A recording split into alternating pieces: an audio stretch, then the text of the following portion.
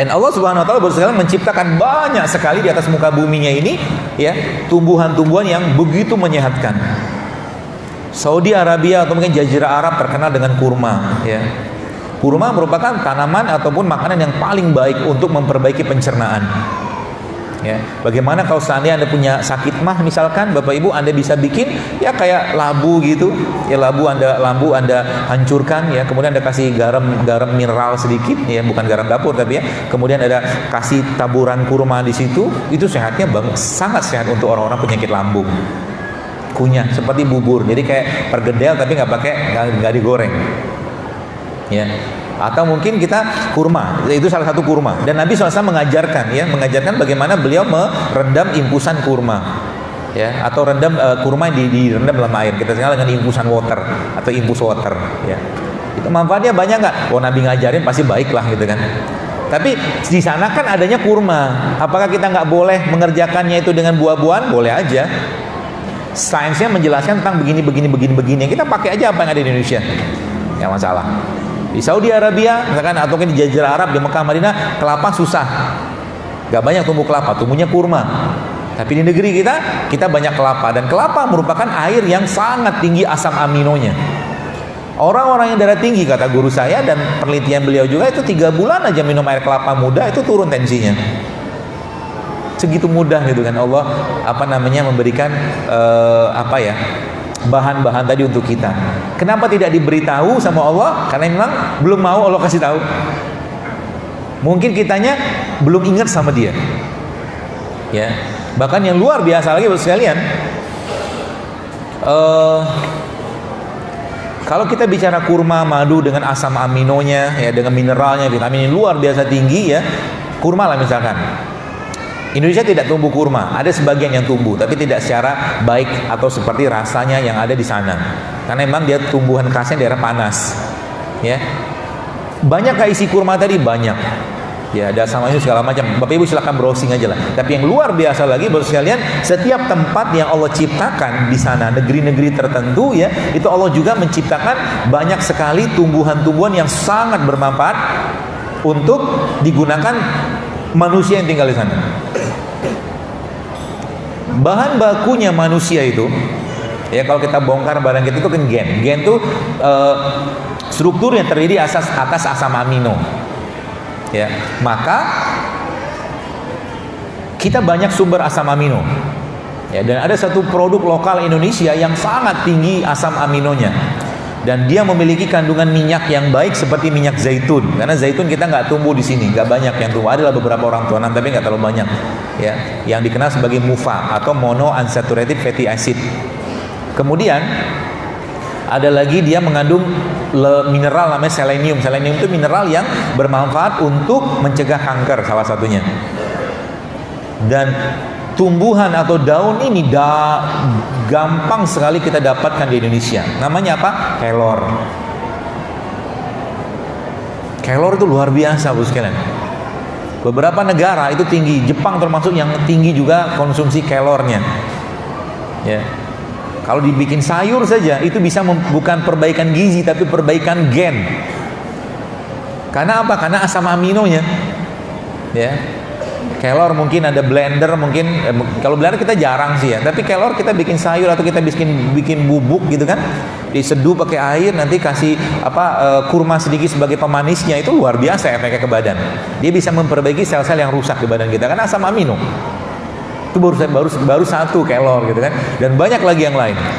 Sering saya sampaikan bahwa kita 350 tahun dijajah Belanda, yang diambil Belanda apa? Rempah. Ya, rempah tuh harta karunnya kita. Karena di tempat-tempat lain itu nggak banyak yang bisa tumbuh seperti di Indonesia. Bahkan yang luar biasa lagi, Allah Subhanahu wa taala menjadikan Indonesia ini, Bapak sekalian, negeri yang banyak gunung api. Jadi, kalau sini ada nggak gunung api? Gunung berapi. Jadi gunung api itu kalau dia meletus ya, maka dia akan mengeluarkan abu-abu vulkanis segala macam. Itu sangat menyuburkan daerah sekitarnya. Itu sebabnya ya, rimpangan, rempah-rempahan yang tumbuh di sekitar gunung berapi itu punya kandungan mineral yang lebih baik daripada rempah tempat biasa. Dan abu vulkanik itu yang menyebabkan nutrisinya tinggi luar biasa. Waktu di acara di JCC kemarin, saya mendengarkan seorang bapak-bapak, dia petani tomat cherry gitu, diceritakan tomat itu bisa diatur kadar kemanisannya dengan cara memberi nutrisinya yang sesuai. Jadi misalnya kalau dia pengen lebih manis, ditambahkan lagi nutrisinya, tapi nutrisinya organik semua. Ya, bisa kayak begitu. Makanya rasa produk tertentu yang ada pada satu tempat, ya, yang dimana Allah ciptakan di sana itu beda dengan kalau ditumbuhkan di tempatnya. Anda tidak akan dapatkan rasa ubi cilembu itu kalau tanam di Lampung, betul? Nggak rasanya nggak. Maka setiap tempat itu ada kekhasannya di sana. Itu tanda-tanda Allah di situ. Allah ingin tunjukkan. Contoh mungkin, saya nggak tahu Lampung, tapi Jambi itu terkenal dengan nanas. Jambi salah satu kota di Sumatera yang terkenal dengan kayu manisnya. Ya.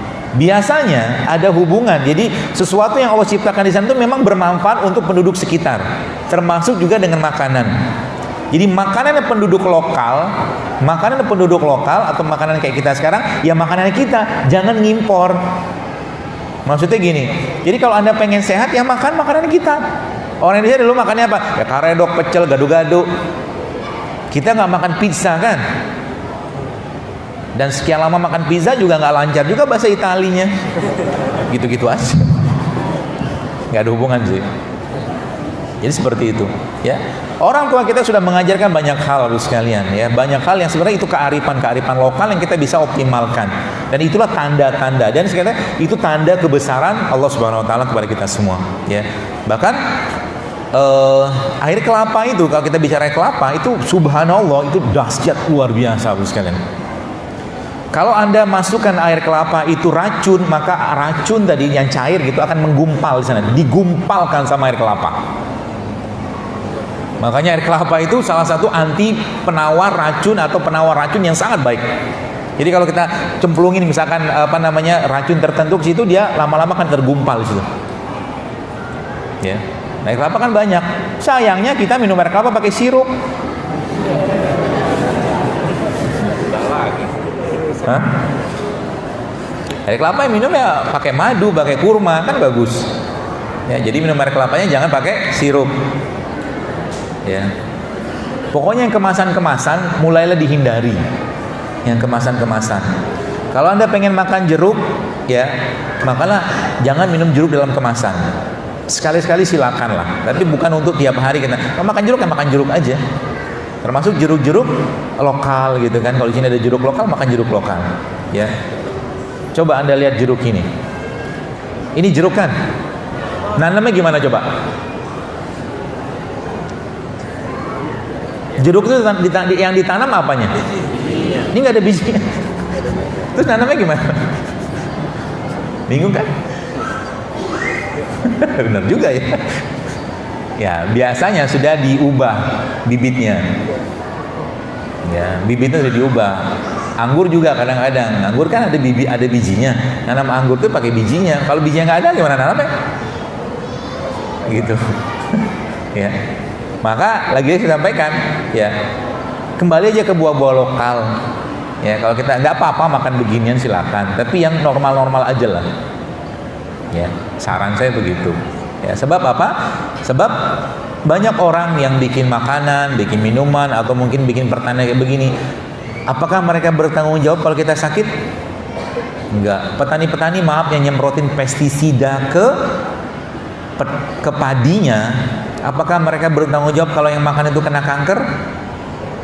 They don't care. Mereka nggak peduli. Yang penting padinya tidak rusak. Sama juga dengan industri makanan. Banyak industri makanan yang bikin makanan-makanan gak sehat, banyak. Kita sebut aja, nggak usah sebut, banyak. Ya, apakah mereka peduli kalau kita sakit? Enggak. Jadi yang kita juga tidak bisa mengendalikan mereka. Yang kita bisa kendalikan apa? Mulutnya kita. Artinya pikir, mulai sekarang mikir, kalau saya makan begini, kira-kira sakit nggak badan saya? Kalau saya makan begini, kira-kira bisa bermasalah nggak badan saya? Ya, kalau sudah tahu bermasalah, jangan dimakan. Jangan dimakan. Dan banyak makanan-makanan nggak sehat. Sering saya sampaikan contoh, mungkin maaf, nasi goreng. Nasi goreng sehat nggak? Kenapa nggak sehat? Kenapa dimakan? Enak. Ya. Hidup sehat itu kayak orang bangun tahajud. Kayak orang bangun tahajud. Orang yang tidak memaksakan bangun tahajud malam hari sampai mati juga nggak bakal tahajud. Gitu loh maksudnya.